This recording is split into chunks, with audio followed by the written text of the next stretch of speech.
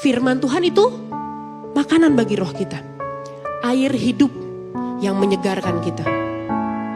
Bayangin, tanpa itu, tanpa firman, tanpa doa, tanpa kita makan rohani, minum air kehidupan dari Tuhan, makanya roh kita jadi lemah.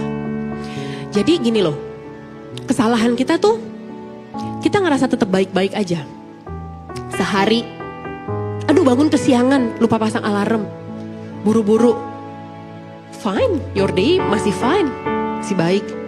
Besokannya, aduh drama Korea lagi seru banget lagi. Kebablasan Pastor, Toto nonton langsung 16 episode selesai.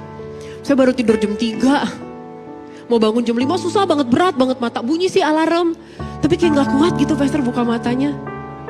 Masih ngerasa? It's fine. Kesalahannya yang bahaya karena kita tetap merasa baik-baik aja. Di saat gak ada yang berubah kok. Saat satu hari skip tanpa doa, tanpa baca firman gak berubah kok. Tapi tahu kan, lama-lama kita nganggap itu biasa, aman lah, it's okay lah. Terus sama Tuhan kayak cuman absen fingerprint gitu. Yang tadinya kita ngobrol, bergaul karib, kita baca firman sampai ngerti, kita bisa penyembahan pagi-pagi sampai nangis, ngerasain banget hadirat Tuhan. Lama-lama kayak fingerprint.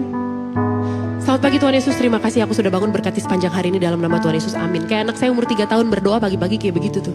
Tapi masalahnya celakanya kita bukan anak 3,5 tahun. Kita orang dewasa yang ngadepin masalah yang real. Jadinya kita gak peka lagi sama Tuhan. Tumpul. Yang tadinya kita tuh kayak peka gitu.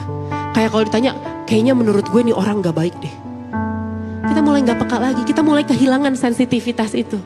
Yang kadang-kadang tahu gak sih saudara, feeling istri itu, tahu kan feeling istri kan? Yang kita gak bisa jelasin. Yang kalau suami kita nanya, emang kenapa sih? Pastor Glenn pernah gitu saudara. Saya pernah warning dia, saya bilang, aku kok kayaknya there's something off sama temen kamu yang ini gitu.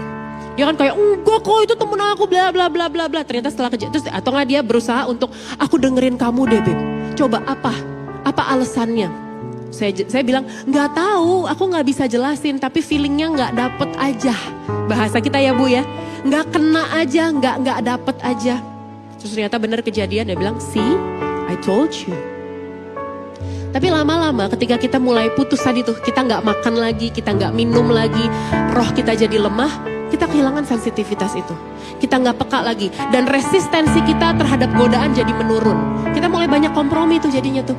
Oke lah, nggak apa-apa lah. Yang tadinya kita enggak, pokoknya enggak. Kalau lampu merah, pokoknya mau walaupun kuning kita nggak akan terobos. Merah, berhenti. Tapi lama-lama kita mulai, it's okay lah, yang lain juga begitu. Antar gue telat, udahlah gak apa-apa lah. Resistensi kita terhadap godaan turun. Habis itu ngerasa apa? Kering. Kalau udah kering nyalahin gerejanya. Udah gak ada urapan nih di KC nih. WL-nya gak enak nih ngelitnya. Pendetanya gak jelas nih ngomong apa nih.